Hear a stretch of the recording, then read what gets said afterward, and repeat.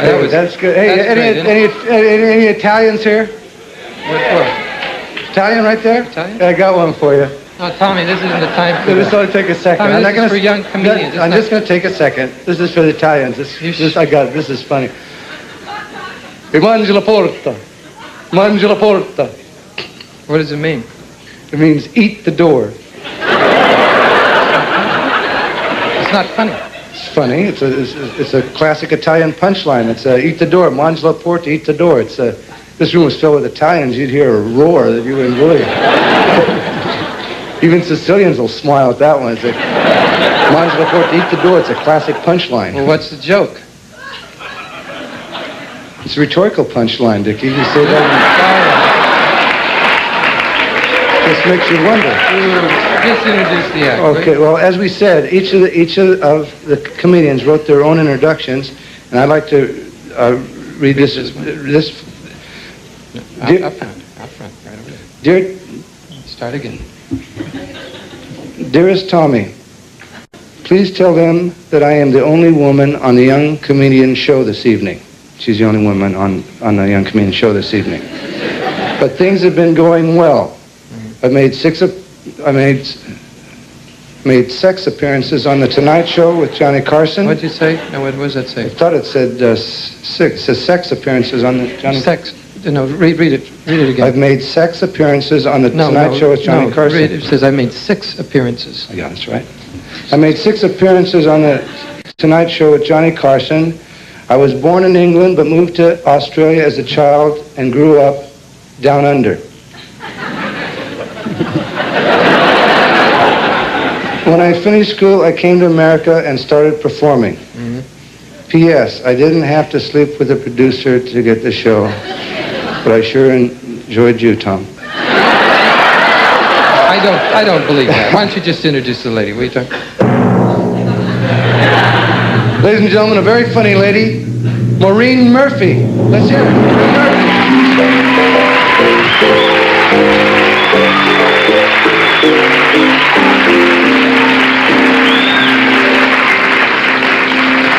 Thank you.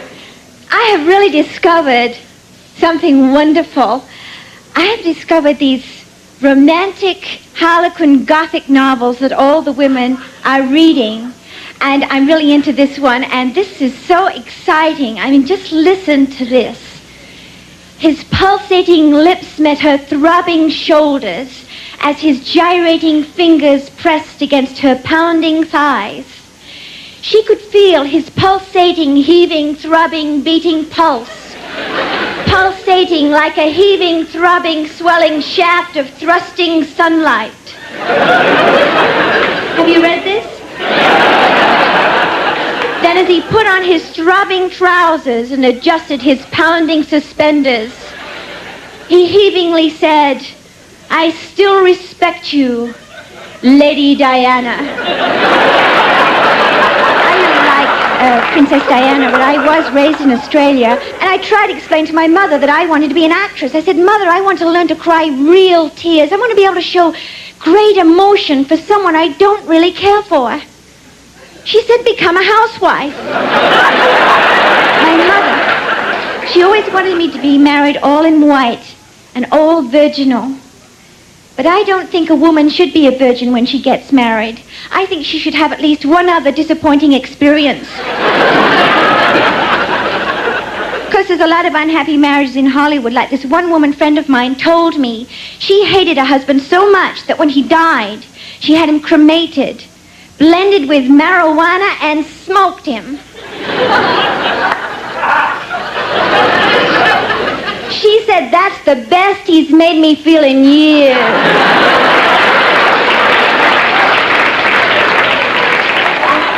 But even dating is different. See, in Australia, a bloke will take you out to dinner, and if you don't come across, he won't ask you out again. It's different in Los Angeles. Here, you don't get dinner.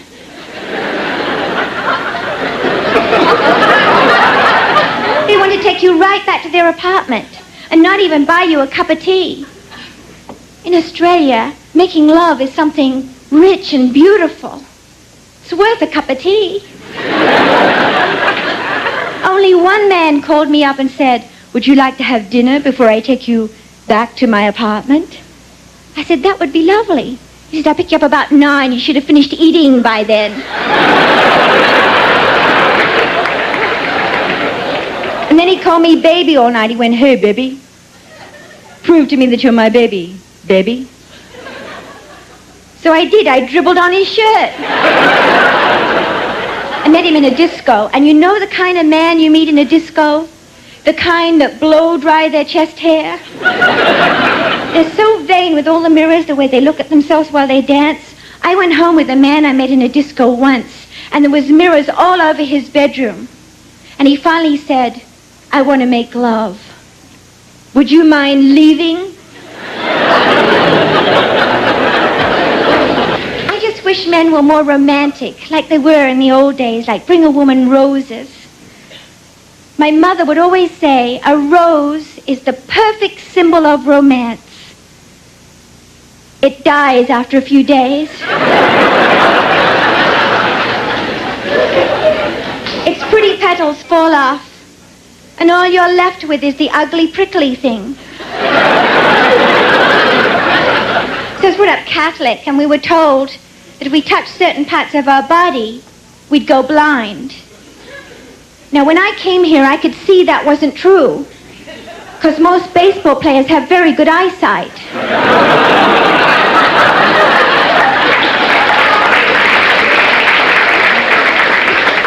It's the umpires that are blind. But I wasn't told anything growing up. I used to think birth control was giving birth slowly. And that mini pads were very small apartments. See, we were never told about the curse. The curse was slang for time of the month. And when I first got it, I saw the mummy's curse on television. I thought the poor thing has it so bad it's Spanish from head to toe.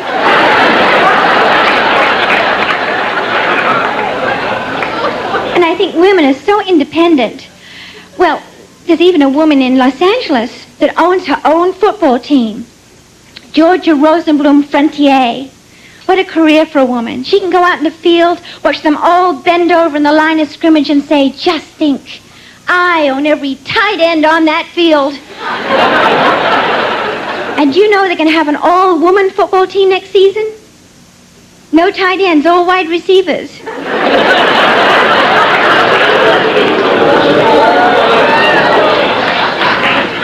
I think women are so independent that one day, perhaps we'll have a woman president. Don't you think a woman president would be great?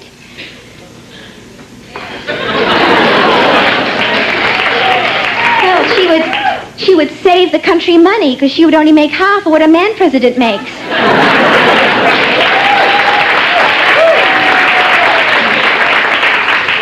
And even with Billy and Jimmy Carter gone, there'd still be 2 boobs in the White House.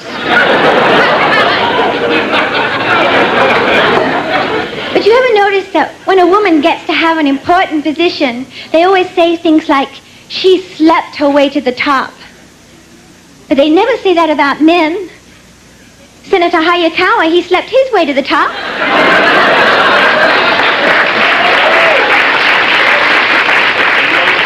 You ever notice that politicians sometimes use lines on the country that men use on women? Like, "Trust me, go all the way with me and everything will be all right"? And you believe them, and 9 months later the country's in trouble? I think they should elect politicians every year, just like the Academy Awards. And I think Jane Fonda could be in charge. Nominees for Best Politician are Jerry Brown, One Flew Over the Cuckoo's Nest. Jerry Ford, Which Way Is Up. Senator Hayakawa for Coma. Alexander Haig, Raging Bull. James Watt, To Kill a Mockingbird. Teddy Kennedy, The Goodbye Girl.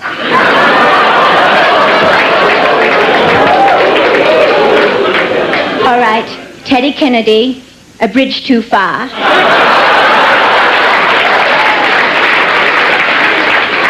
And Ronald Reagan, Heaven Can Wait.